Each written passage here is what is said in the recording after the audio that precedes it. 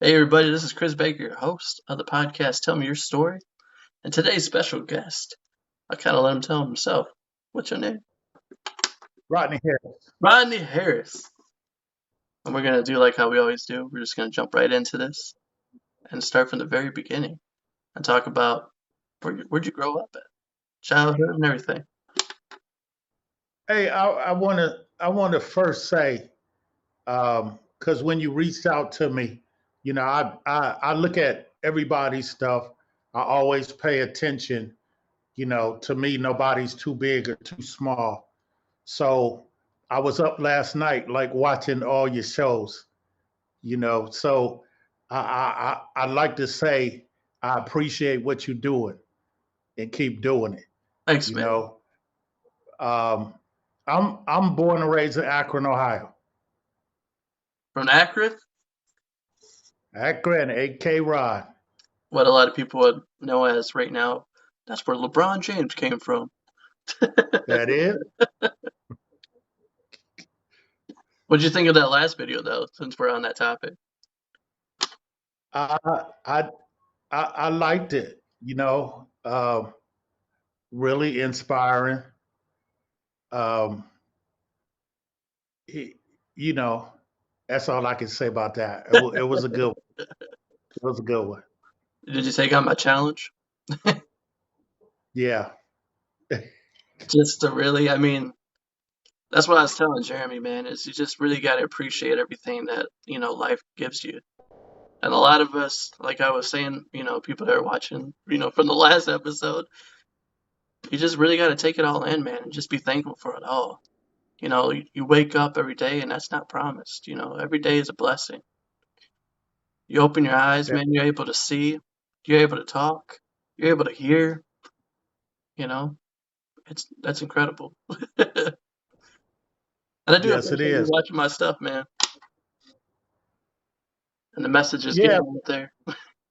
Sorry. Yes, it is. You know, I I I I don't know how much you know about me. I guess that's what this is all about. But I have a TV network called Prime Local TV Network, and it's a platform for positive content. You know, uh, Me and my wife started it. We just got sick of all the negativity. We got sick of, you know, turning on the news and it's just depressing news for 25 minutes. And we just felt like life was too hard already.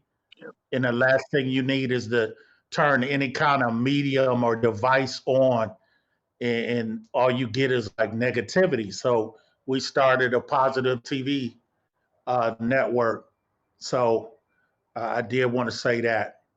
So I'm always, anybody that's talking positive, I'm gonna pay attention to you, and then I'm gonna promote what you do. So All right. That's the whole goal of this podcast, man, is to let people know that they're not alone in this world. That, somebody's going through the same thing, same battle, same struggle you once did. I bet it was like, since you're in charge of the TV program, how was it just getting started, you and your wife, man? Can you kind of like dig into that a little bit? Was it tough getting actually, when started? actually, it's still tough, because people are programmed for negativity. It's like when you say something positive, people don't feel like you can make it exciting all at the same time. You know, that's the tough part of it is people are so conditioned to see negativity that when you say positive, they pay no attention. Will Smith is a perfect example. As talented as Will Smith is, he still has that problem. Like when he started, he was, you know, it was gimmicky, but he wasn't NWA. And because of that, people just thought he was corny. Yeah. So what makes it so hard is people are conditioned for all this negativity. I mean, it's like right now, somebody cut you off on the way home, instantly they like red mad, ready to shoot you. That's a condition. So that's what makes it hard. But when I actually started a TV show before I started a network, um, and I don't know how you want me to do this, but I could just go into the story. Go ahead, Um, man. Just let it all out there. I born and raised in Akron. Uh, Started off really hard in life.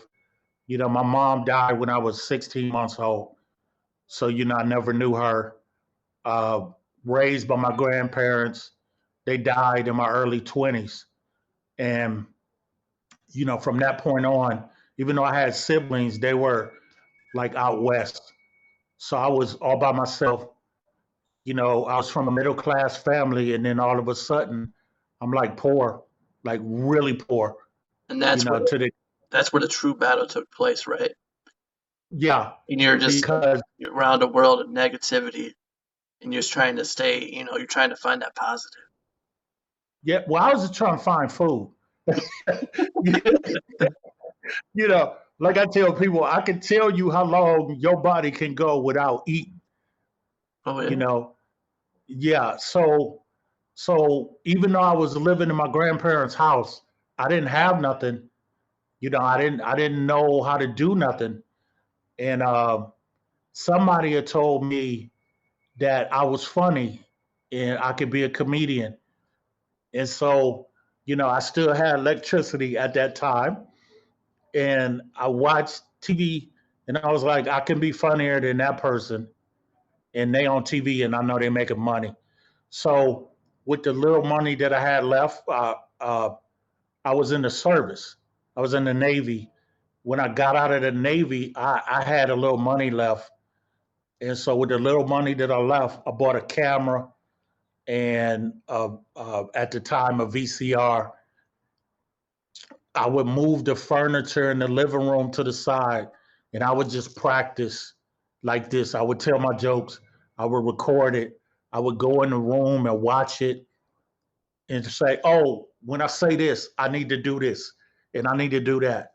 And I perfected that. And even though I started off with zero, within 2.5 years, I was headlining all over the country. You know, I was working with Bernie Mac and Steve Harvey and all of those people when nobody was nothing. We all was like struggling. Kings of You comedy. know, yeah. So I did that for a while, and then I had my first kid, had my daughter, and I had to come back to Akron, and I couldn't figure out what to do, and started working at the bank.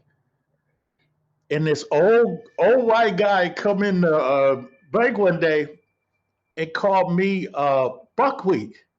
What? What? And you What? you know you know somebody call you something and they catch you off guard, Like, what did you and just you say, man?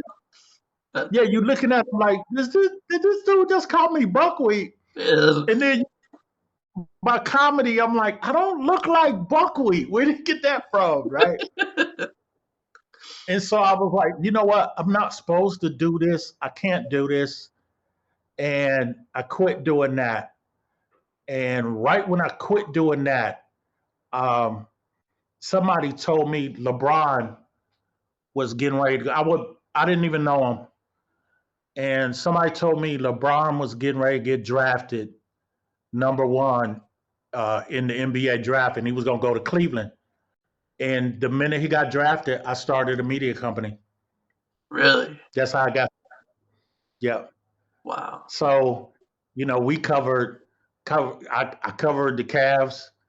Every NBA finals that he went to, we went. Akron today, we went. Because the NBA knew he was from Akron, so I kind of played on that. Yeah, you ate That's how I got. that up. You ate that all up. You got to take advantage of opportunities, man. It was there, and how quickly did it like go off for you? Take off, pretty much. it it took off. Um, that took off. The viewerships went up. The money didn't. But what I tell people is it's like building a resume. You know, People that come onto our crew, we get them to understand first you gotta get the talent, then you gotta perfect it, and that's called building your resume. You know, it's like even like if somebody was gonna hire you, it's hard to get a big money job unless you got the reference and the resume behind you. Into You that. know, so where that helped is the next thing that I did. Um, Barack Obama came to Akron. He was running for president first time, and because I had credentials, I went, and then I went down there and talked to his media people, got on the media list, and when he got elected, we covered him for like 8 years while he was in the White House. Man, that's just God working right there, man. It all worked out. Yeah, One I plus mean, one. really. Hold on a second. Let me show you something. Okay.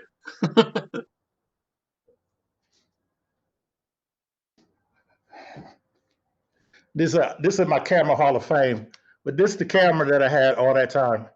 Oh man, you got a good one though. At least I wasn't like You know, one of them little phones. yeah. And what I tell people is, just believe in yourself. You know, go through what you have to go through. Just start. Actually, just start. It doesn't matter what you got. It's your drive that's gonna get you through it. Man, and that not only just to drive, but that motivation too, to keep yourself going, stay focused, stay motivated. It gets you in that right direction, pushing you and where you need to be. Like you said, we live in a negative world, man. And I challenge a lot of people to just watch motivational stuff. Keep yourself built up. And the more you watch, man, the more you'll feel better about just the world around you. Well, to add on to that, you gotta have something that motivates you. You know, it's like what motivates me. I have a one, two, and three. One is my wife. I want to make sure that she has everything that she has. That motivates me every day. That makes me push past the nose. And then the second one is my kids. That motivates me. I want to make sure that their kids don't have to worry about money. If I can end that in my generation, then that pushes me every day. But the other thing that pushes me, the third, is like me. You know, it's like nobody believes that you can do whatever you do. It's like people are so conditioned that you have to work for somebody or you have to do this. And the minute you say, you know what, I'm going to do what I want to do with my life, you you know you ain't got a lot of people that roll with that. So you gotta have it in you. It's like I said, those days where I didn't have no food, I knew I had to keep pushing, or I was gonna starve. Really, I didn't know where the churches were that would feed you. I didn't know nothing about none of that. What I did know is if I keep pushing and I get to where I'm going fast, cut the time down, then I'm gonna eat tomorrow. You know, so that's how I motivate myself. And it's hard if it's only you. You gotta have something else because it is gonna get hard. It's gonna get very hard. And you gotta have something. Your dog, your cat. I seen your cat running past the thing. Yeah, I'm motivated for my cat. I want, you got to talk, man. So You're Well gonna said. ask me. Well said, man. Well said. Well said. The cats keep me motivated. My wife keeps me motivated. I mean, that's the truth. You got to be doing it for Yeah, something. And also, I'm motivated for myself. I want to have success. I want to do great. I think that's how everybody should feel. Honestly, you want a better life, the better one than what you yeah, started with. yeah. What There are you you, go. Little John over there? Yeah, I got a little bit of Yeah. comedy too. Okay. Okay. All right, let's get back into it though. Just where it's all started for you though. You started in Akron.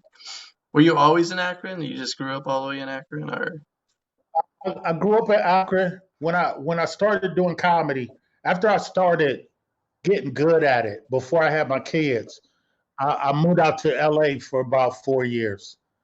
Met a whole bunch of people out there. I just wasn't ready. It wasn't that I wasn't ready comedy wise. I just wasn't ready for all of the evils that come with entertainment. And I got to a level where I could see it and I wasn't ready for it. And I didn't run away from LA. I just knew that there was I had to experience what I needed to experience on a much smaller level. So when I came back to Akron and I started doing comedy concerts, I still needed security.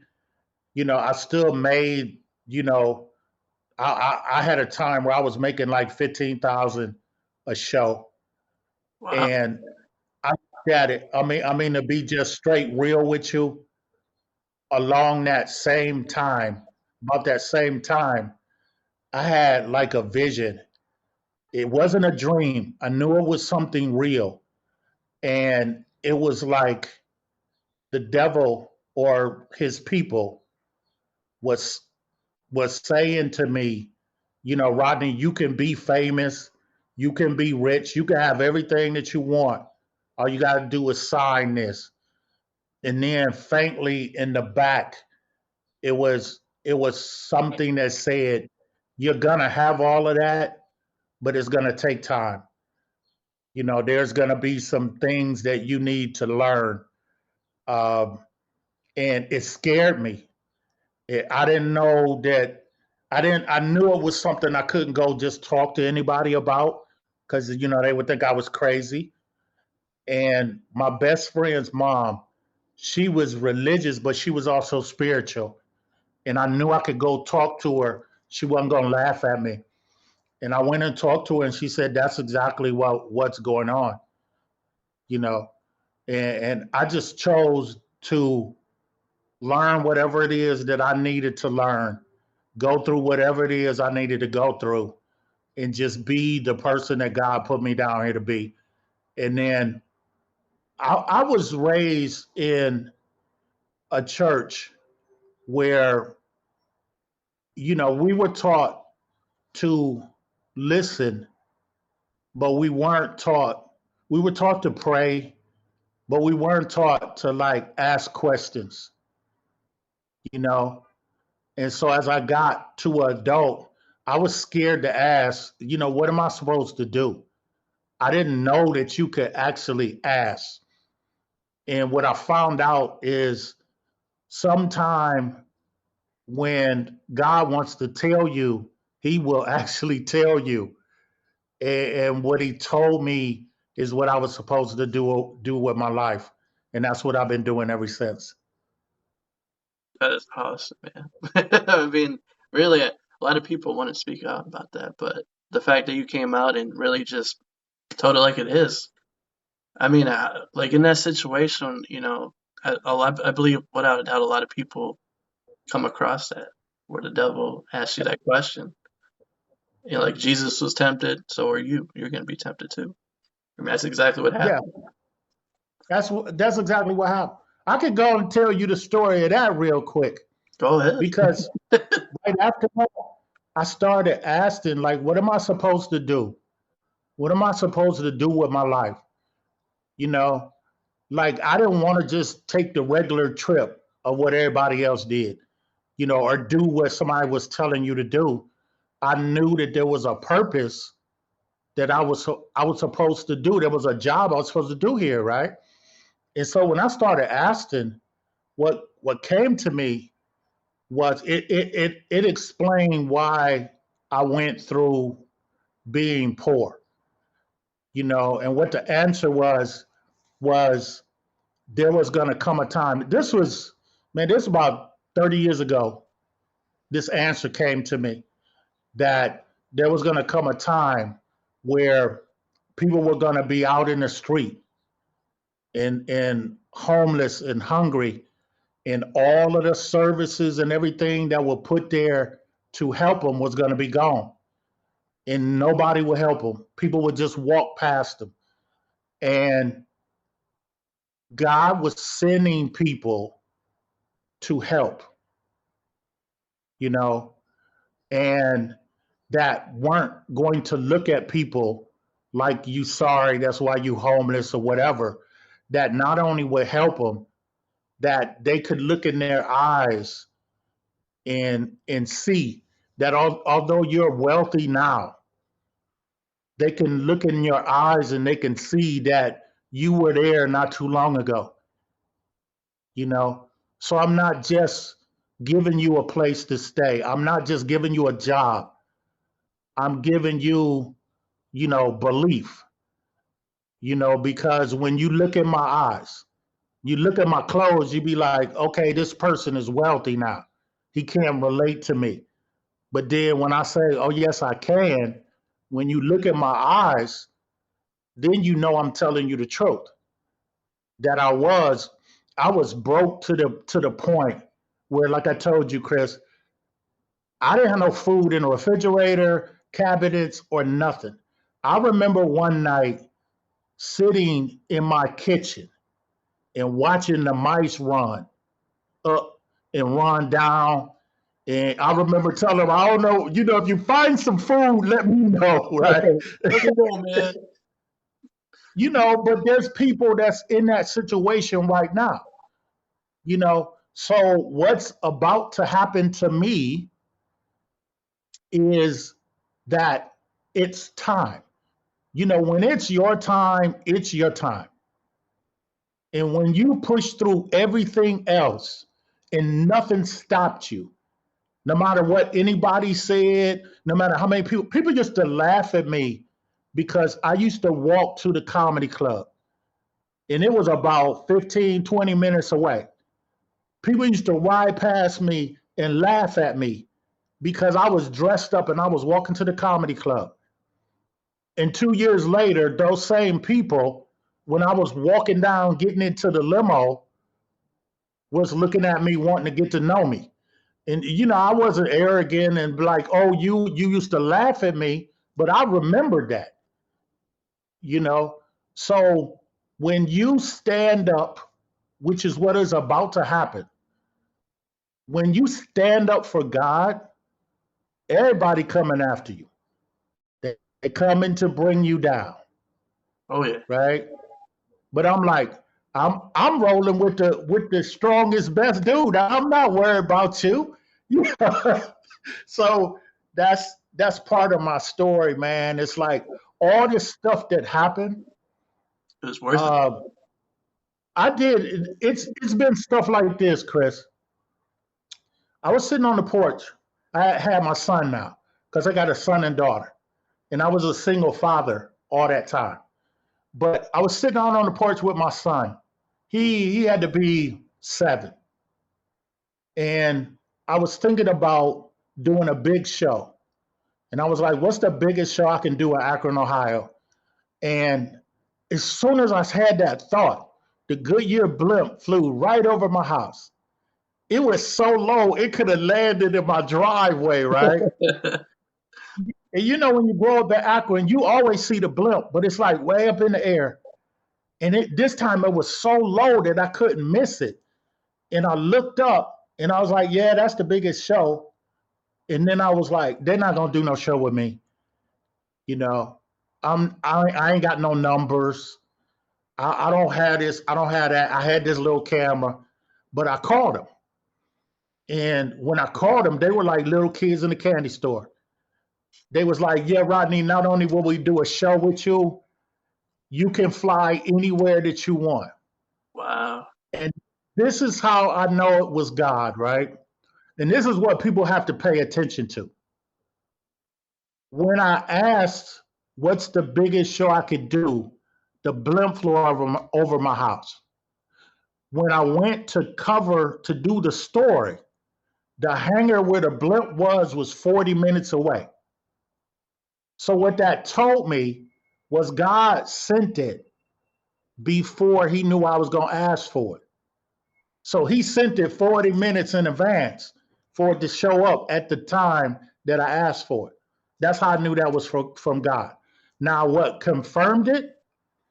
The next night, they said, "Rodney, come back, bring your camera. We got a surprise for you." So I'm like, what? I don't know these people. What kind of surprise they got, right? And they waited until night. They pulled the Blimp out, put the Blimp in the air, and they flashed the name of my show on the Blimp Wow. so I could get footage of it. How was it? How were you feeling in that moment though? Kind of I explain almost passed out. that. I was like, that was unbelievable. You know, and at the time I had some people rolling with me. And when I was so excited. And when I went and told them, they was like, "So they didn't give you no money." And I said, "You know what? On your way out, because I don't roll with negative people." Man, I was like, "On your way out, you can look this up. You ain't gotta come back and tell me. But find out how many people Goodyear do that for." Because I asked them, and they were like, "There's executives at Goodyear ain't never been in the Blimp." And the thing I tell people, I'm not saying that I'm nothing special. What I do say to people is everybody is special. yes, You that is the know, truth. everybody has something that I call it the wow factor. Everybody got something that they do that other people will go, "Wow." Like LeBron, wow.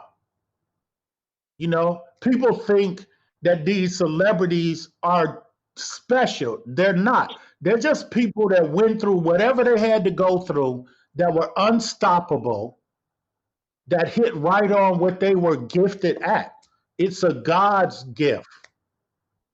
What better That's what better way to put that's it? what, yeah, that's what I understand. I'm doing what I'm supposed to do. Every morning I get up.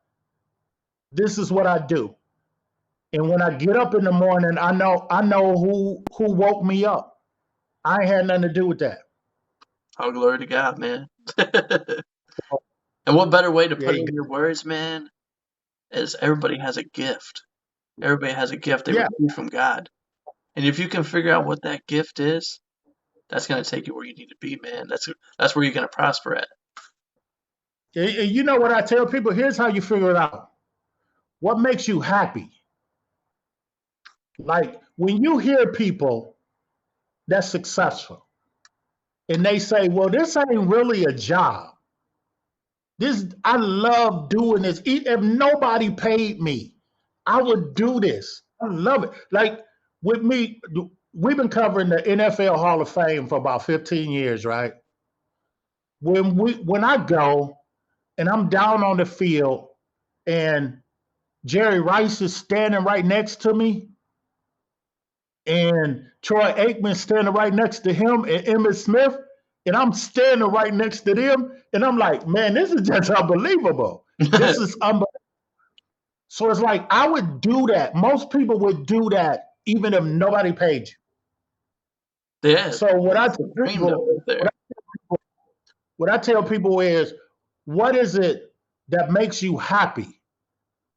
Then figure out how to make money doing it, and then master it. Because once you master something, you get paid more money. It's just like college. A master's degree makes you more money than an associate's. People don't want to put the time in that it takes. They want instant gratification. Nothing comes worth it. Like you're not gonna get a master's. You could be a genius. You're not gonna get a master's the minute you step into college doors. Man, I thought I would. Yeah. So, um, and you know the crazy thing, Chris. I know you normally ask questions. When I get done saying this, you can ask me all the questions you want, right? I My life has been so amazing.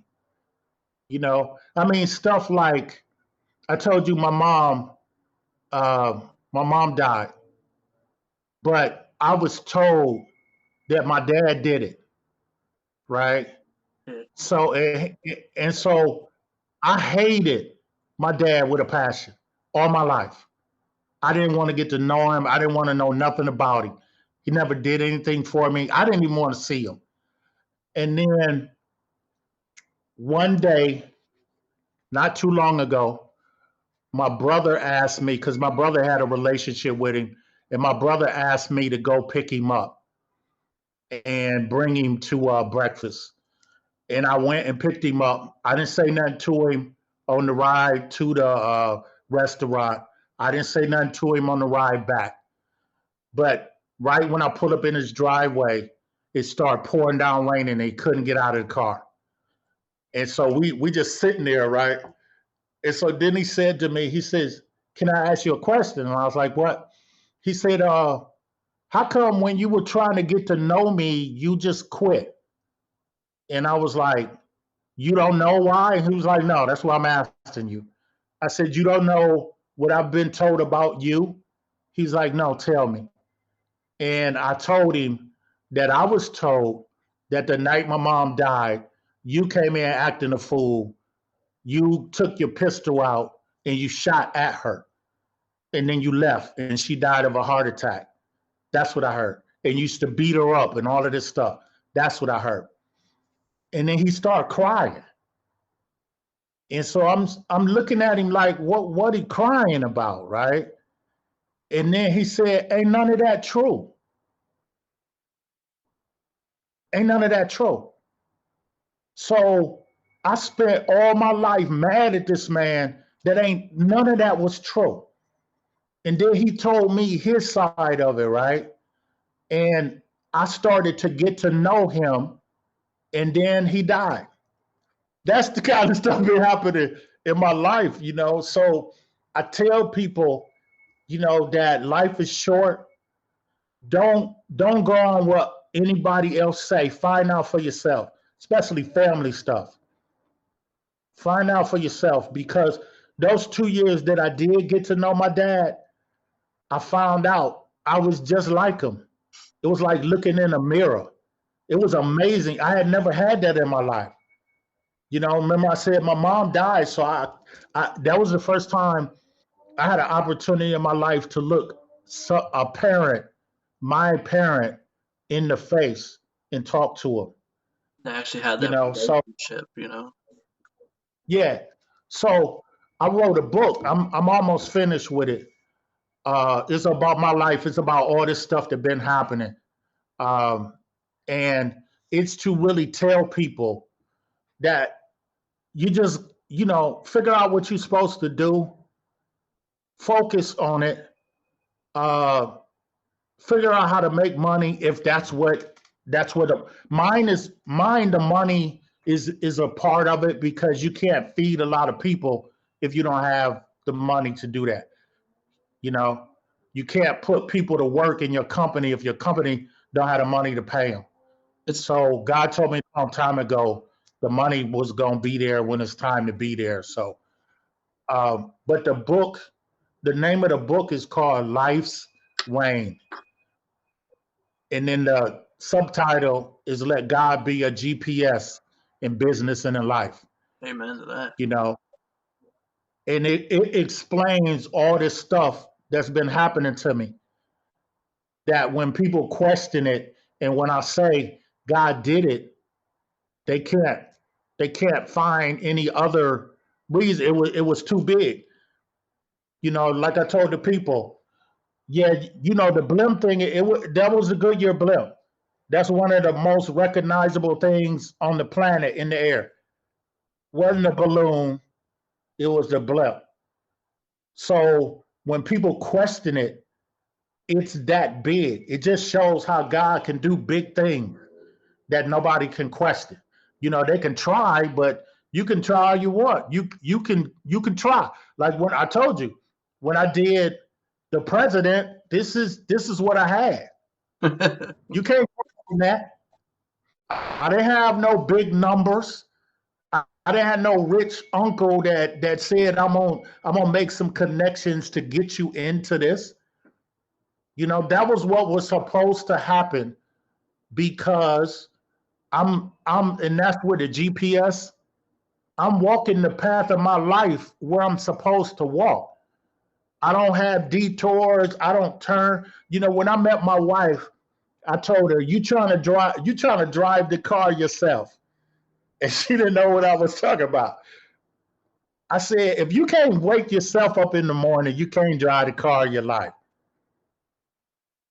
Now, if you can prove to me that you woke yourself up this morning, then you also can drive your life. But I'm like, why? When all you got to do is just keep walking straight. God tell you to go this way, go this way. Keep going.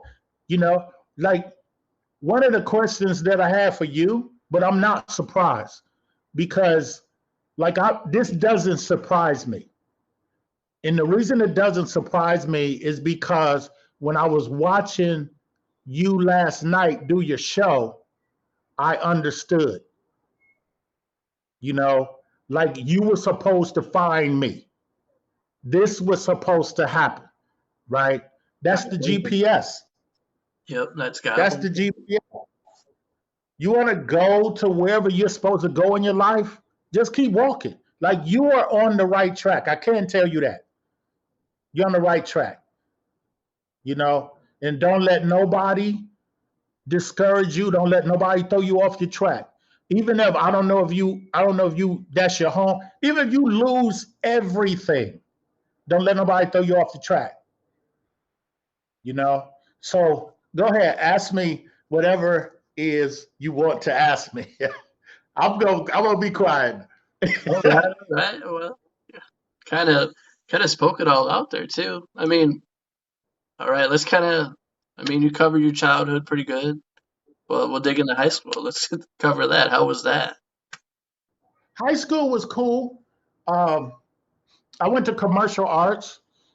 So I went to a school called Central Howard. So it was for people that were gifted in whatever. It was like a trade school. And, so I did have some kind of creativity that was natural. Like I can create stuff naturally. So I went to Central Howard. Uh, I went there to play basketball, but I didn't know they recruited their team since we was in like the second grade, stuff like that, right? They were like a powerhouse in basketball. So I mean, that's kind of how it is here in like Sandusky. Is I don't know how it is now. I've been out of school for about 10 years, but that's how it was when I was there. They already had the team picked out. When you got the tryouts, good luck, man. But the team was already decided in the summertime. It was already the lineup was there. So I can yeah, totally relate to that. yeah. I left there and went to the Navy. That's how I got in the Navy. Went around the world like 4 times. So All right, let's dig in. next question. Let's get into the Navy life. How was that, man? Navy was cool. I mean, it was cool because it took you around the world. I was like 19. I was from a little town. I didn't know nothing. And it taught you a lot, because we would go overseas for like 6 months. And then they would, for some unknown reason, our shore where we stopped at ports was they always dropped us off in like the roughest hood of every country. And you young, You've been out at sea for 2 weeks. Your money is coming out your pocket. You want to have fun. You want to drink. You want to chase women. And so you go into these red light districts, and all of the criminals are scheming against you. Yeah, they waiting You on you. know, yeah, because even at that time, nobody could stand Americans. So you got that uniform on. So you got like this big bullseye on your chest. But we were so young, and we understood we just need to stick together. And we were like young lions. A young lion ain't scared of hyenas. You know, don't wander off by yourself though. But and then as the more we went, the second year, you got a higher rank. You can take your uniform off, put civilian clothes on, and go away from and travel into the city. So I experienced what it felt like to just travel around the world um, early in life. And like I tell my kids, they're in their mid-20s now, and I try to tell them, try to experience life, before you settle down. Because once you settle down, it's not the same. No. You got responsibilities. Before you have that, just try to do everything that you can do. Enjoy young life. You know. And So that's my advice to anybody that's actually watching and listening right now, is to really take that in. Get out there and travel the world, experience it, kind of get to feel different cultures, get out of your area and explore it, man, because it's really going to open you up and you're going to be thankful in the long run. So I hey totally man, agree with that. watch this. This is how God been with me in my life, right? Here's how I met my wife. I was I had met her niece, and I was thinking about doing a show in Canton, and I met her niece. And as I'm talking to her niece says, "You need to meet my aunt. She's a real good business manager and everything else, right?" So the next day, she gets me on the phone with her aunt, and we're just straight talking business. And it wasn't this. We were just on the phone, so I didn't see her. We were talking business, and then the next day, I called her back. And to this day, it wasn't something that said, "Ooh, you need to call her." It wasn't none of that. I just called her, and I told her, I said, I just need you to know this, that it's something about you that's personal. And I want to say that right now. Now, whatever happens, happens. But I want to say that right now because I don't want to wait 6 months down the line and we doing business, and then all of a sudden I'm like, "Hey, girl, what's up?" So she told me that the night before her niece called, she asked God for a good man because she had been in bad relationship after bad relationship. She asked that the day before. And the next day, when I told her that, we ain't stopped talking to each other since. And I didn't meet her in person for 2 years. Wow. We've Wow. been married for 13 years. Wow. There it is again, folks, man. God works. she she about to come in. She worked for the airline, but which is how we got to Indianapolis. But we just once we started talking, we never stopped talking.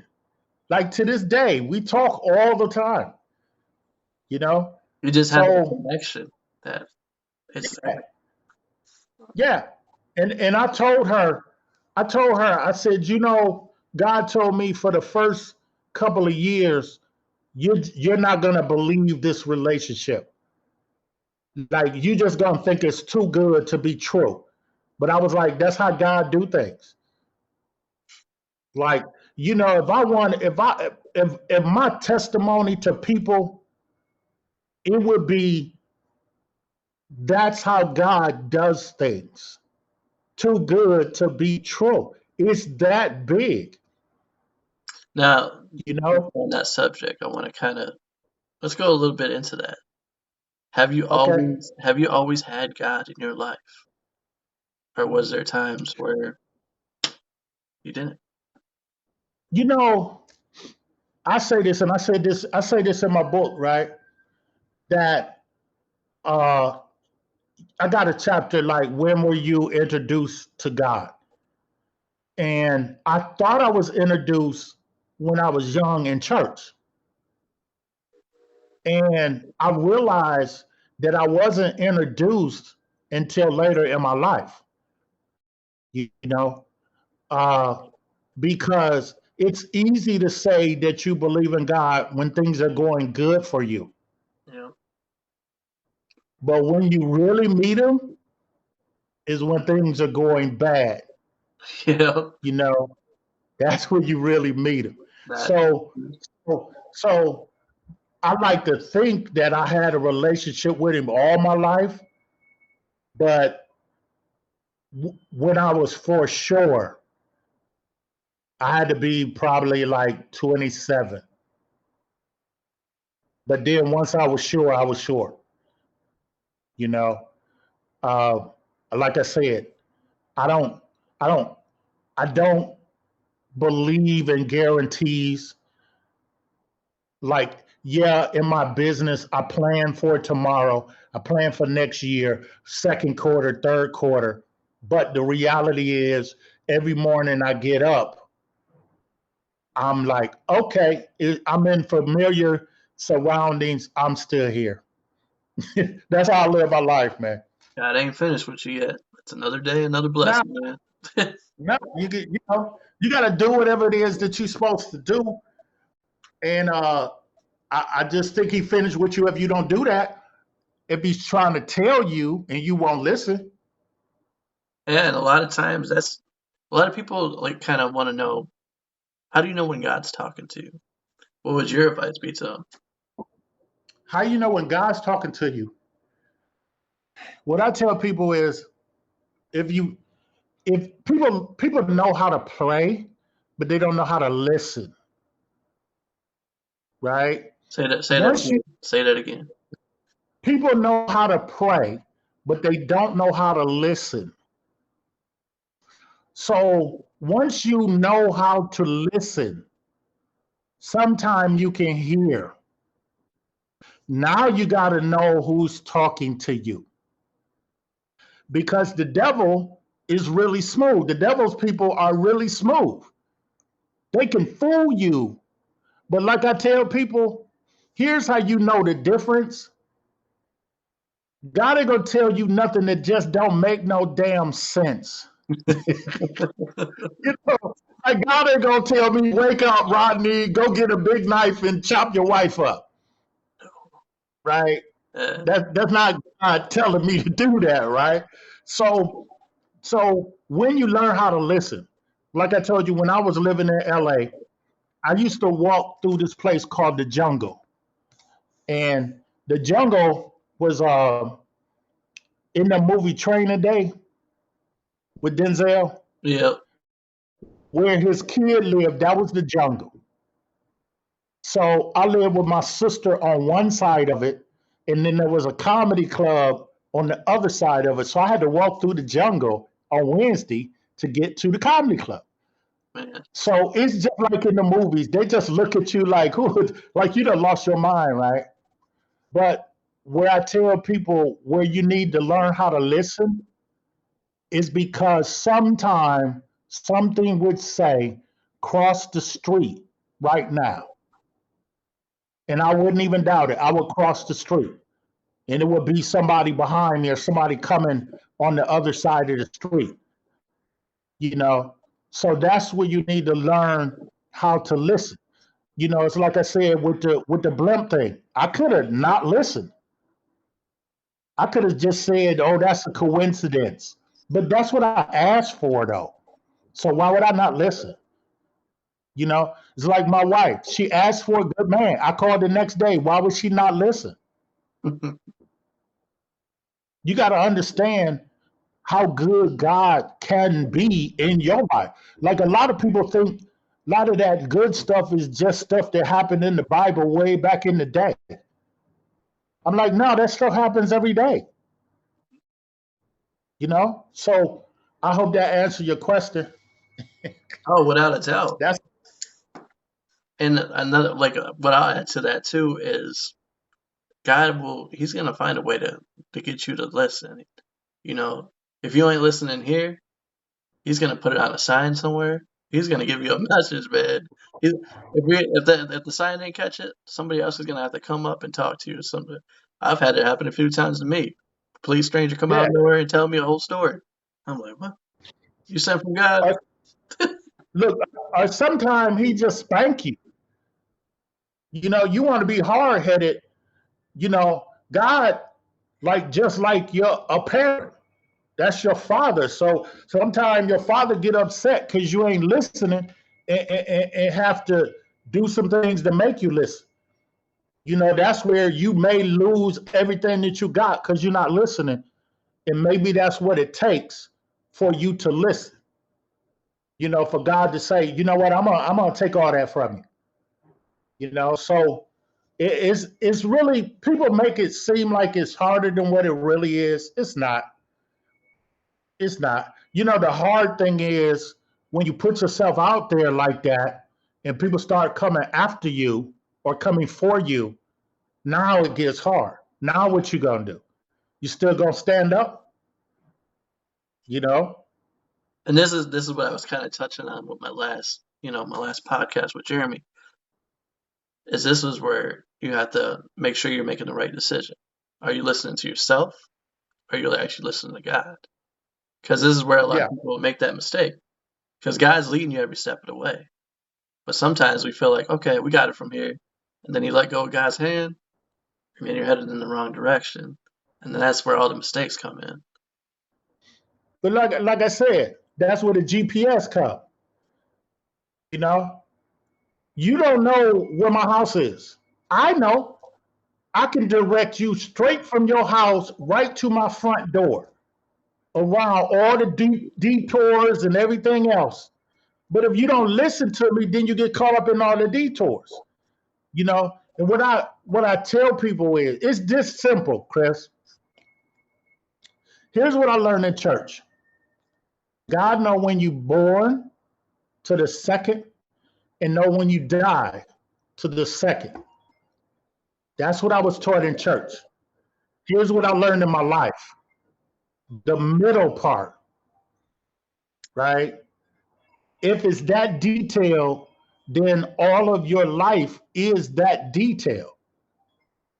Everything is already laid out for you. Like you said, you got kids. Not yet.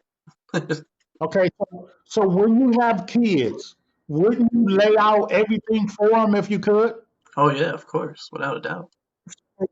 So, like this here was laid out already. Like we don't know how it happened. It just seemed like it happened, but it was already laid out, right? That's where the GPS.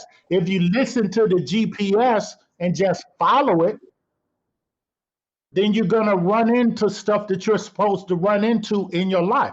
Like people ask me all the time, where where are you gonna find your investors from? Where this, where that? I was like, when it's time for somebody to invest in me, they're gonna be right there. And I'm gonna know that they're the right ones. I don't care if you about to invest $50 million. If you're the wrong person, I'm not gonna do it with you. I'm not supposed to. It's already there. It's already laid out. So that's what I tell people. That's the slogan. Quit driving the car by yourself.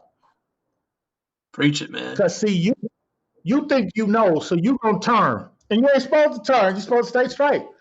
When you start turning, you ain't listening, and that's when you run into all these detours. Yeah. That's when you make the mistakes. That's when you make the mistakes. And you do, and you live and you learn.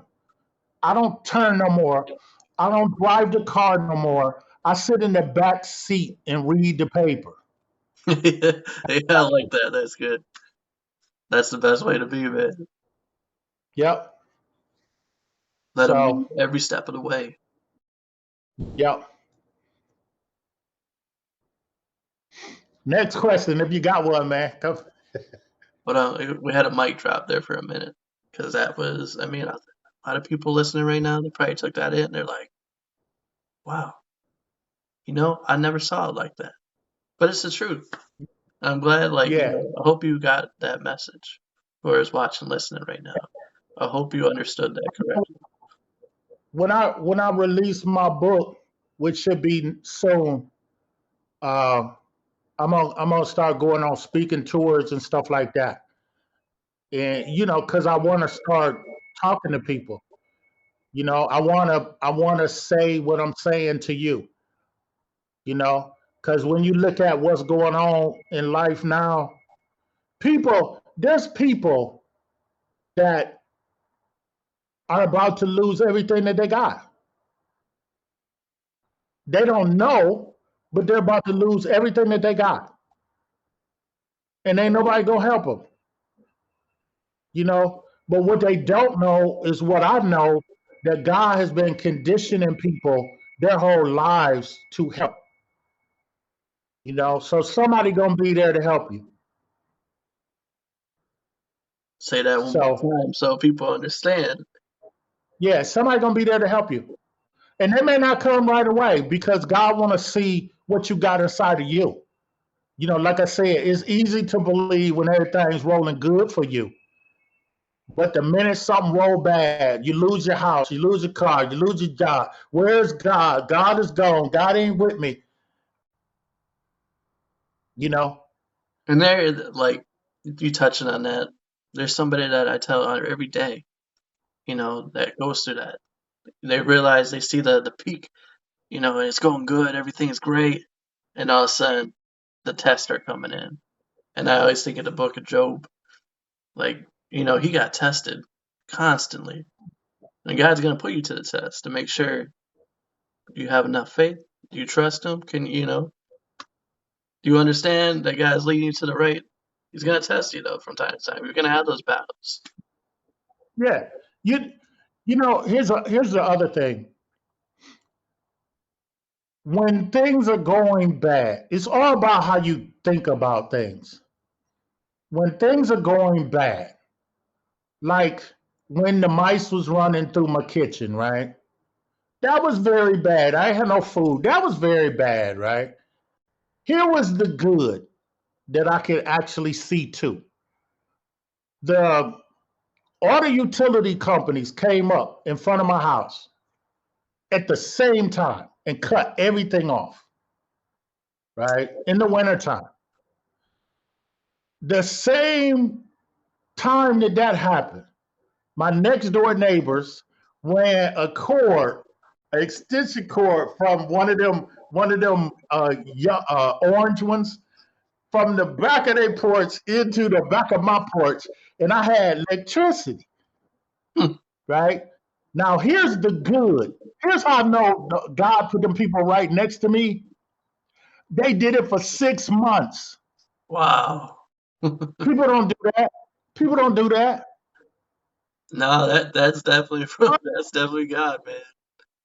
So when there is bad, there is good. And if all you look at is the bad, then that's what happens. You doubt and all of that stuff comes. But when you see some good, you realize that was God. Because I could have very well been that could have very well not happened. That doesn't happen. I could have froze to death, Yep.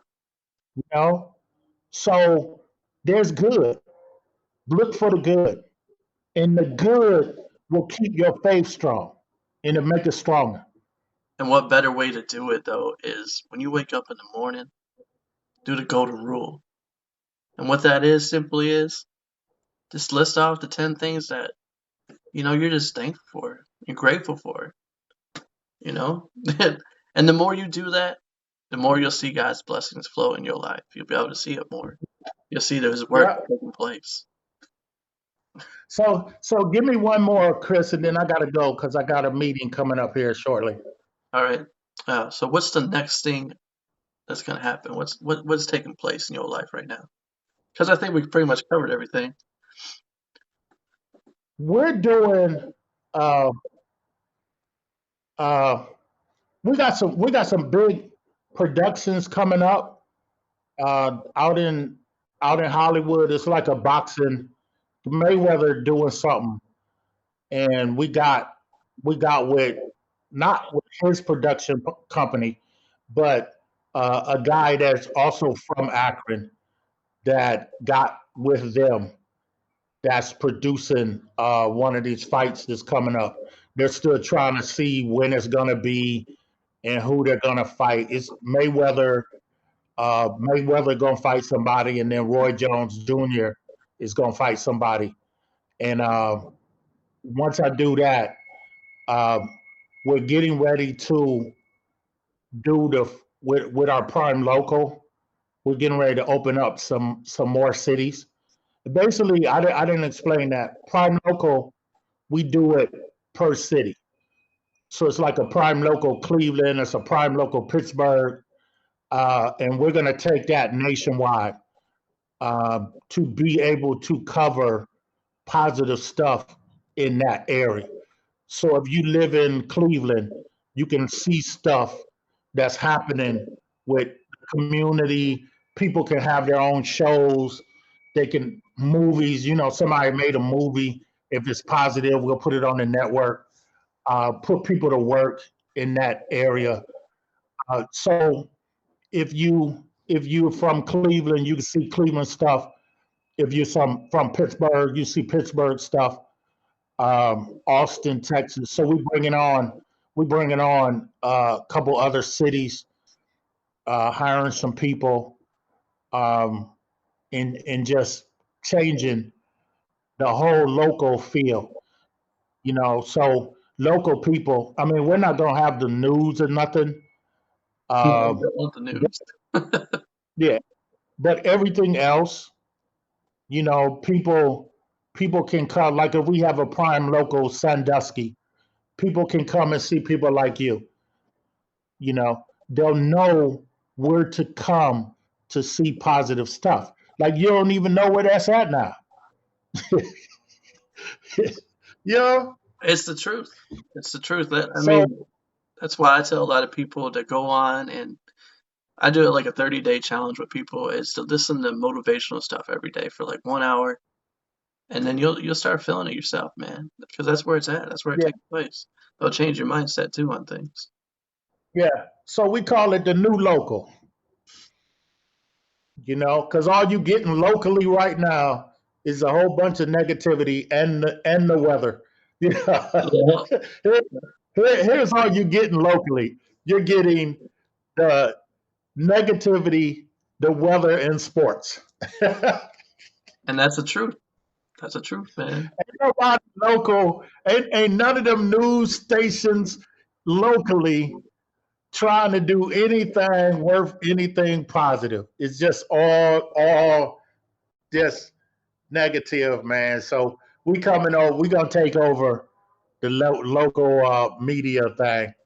And that's what people need more than ever right now. Especially, I mean, what has happened in these last 2 years. People are so, scared. It's just all around us. So positivity needs to be spread more than ever right now. Yeah, and let me say this before you go. And okay, so remember when I told you when we started that net positive is hard to do, right? Because people are conditioned to be negative.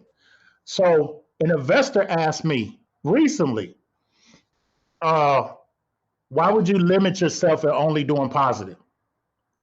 Here's my answer to him. Here's my answer to everybody, right? We're going to markets where it has to be at least 1 million people in that metropolitan market. The reason is with a million people, I'm not looking for a million people. I'm looking for at least 100,000 that want to see something positive sometime, right? Now, how I sell it to sponsors is negative people don't buy nothing but negativity. Positive people cannot they can do both. Positive people can watch some negative stuff, but they also can watch positive stuff. Negative people can't watch positive stuff, right? So to a sponsor, negative people not gonna buy your car. Positive people buy things, Yeah, very true. right? Very, very true.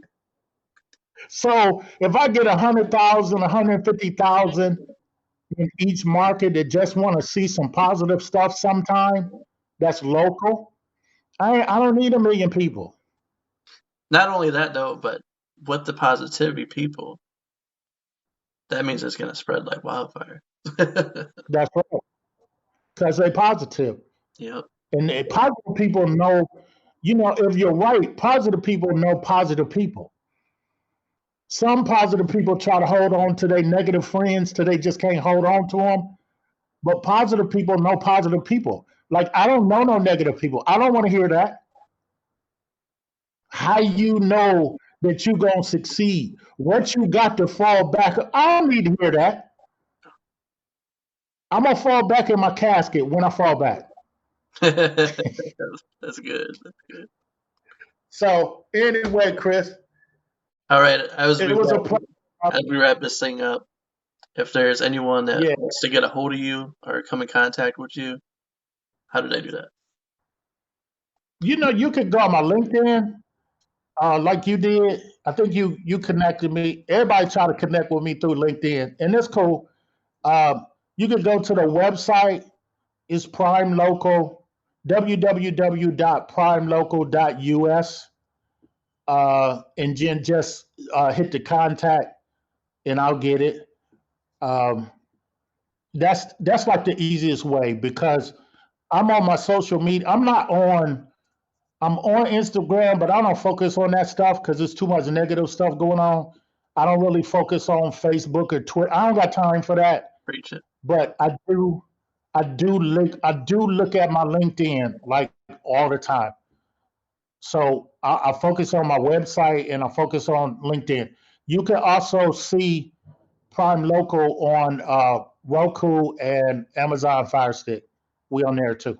That's how you find them. Also, I want to add on here. Somebody asked me my email earlier this week. Do I know the people on my show? No. This is actually the first time me and him No, met. This is the first time we met. yeah, but we two of the same types of people though.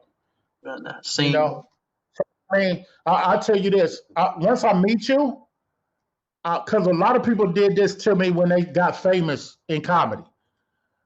Like they act like they didn't know you no more.